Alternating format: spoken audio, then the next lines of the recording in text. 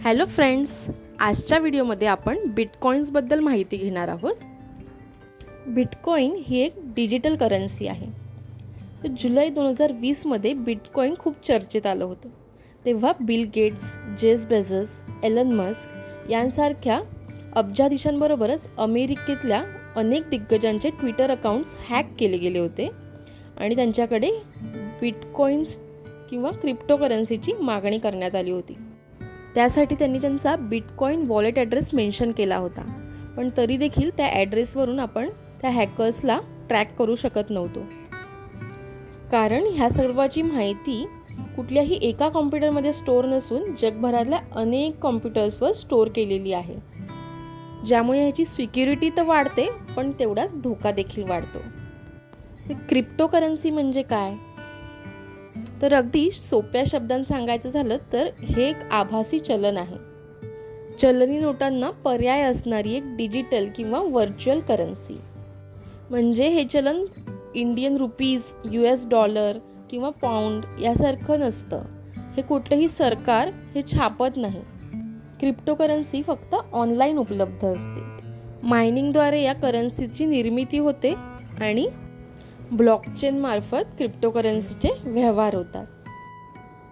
जशी जगभरात वेगवेगळी चलनं आहेत, जसे की रुपया, डॉलर, युरो, पाऊंड, तशीच जगभरात वेगवेगळ्या क्रिप्टोकरन्सीज देखील आहेत।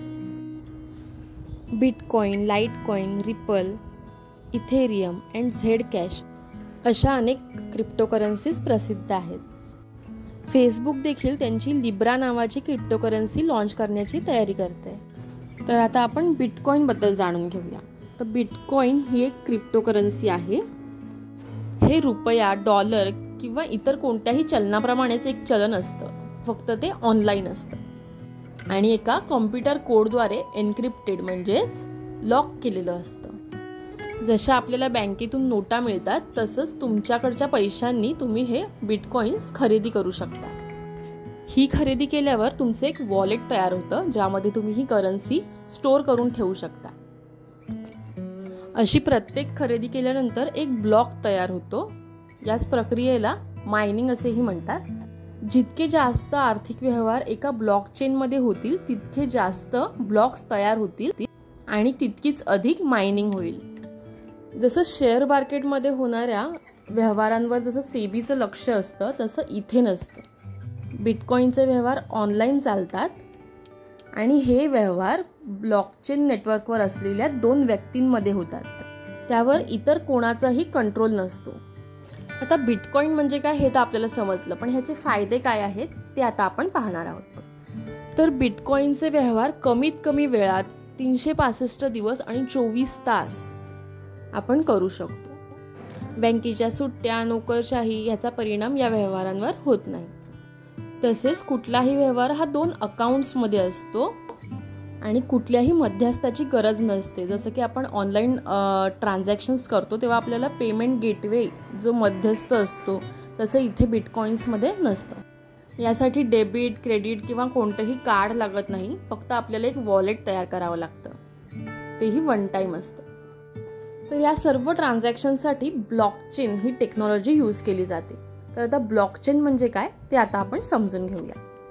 ब्लॉकचेन म्हणजे सोप्या भाषेत चेन ऑफ ब्लॉक्स किंवा रेकॉर्ड्सची लिस्ट, ज्या लिस्टमध्ये विविध प्रकारची माहिती मोठ्या प्रमाणात रिअल टाईममध्ये साठवली जाते आणि या प्रत्येक साखळीचा आपल्या आधीच्या साखळीच्या माहितीशी संबंध असतो। ही माहिती एकदा रेकॉर्ड झाल्यानंतर बदलता येत नाही। यामध्ये माहिती एका कुलूपबंद पेटीत ठेवून ती पेटी एकात एक अशा अनेक पेट्यांमध्ये ठेवण्यासारखं असतं। त्यामुळे याबरोबर छेडछाड करणं खूप कठीण होतं। परिणामी हे व्यवहार अतिशय सुरक्षित होतात आणि ही यंत्रणा हॅक करणं शक्य नसतं। यामुळेच ऑनलाईन व्यवहारांसाठी ब्लॉकचेन टेक्नॉलॉजी खूपच सुरक्षित मानली जाते। आय होप आजच्या व्हिडिओमधून तुम्हाला खूप काही शिकायला मिळालं असेल। व्हिडिओ आवडला असेल तर लाईक करा, तुमच्या फ्रेंड्स आणि रिलेटिव्हसोबत शेअर करा आणि जर तुम्ही प्रथमच माझ्या चॅनलवर आला असाल तर सबस्क्राईब करा आणि शेजारील बेल आयकन देखील क्लिक करा, ज्यामुळे तुम्हाला सर्वात आधी माझे व्हिडिओज पाहता येतील। Thank you for watching.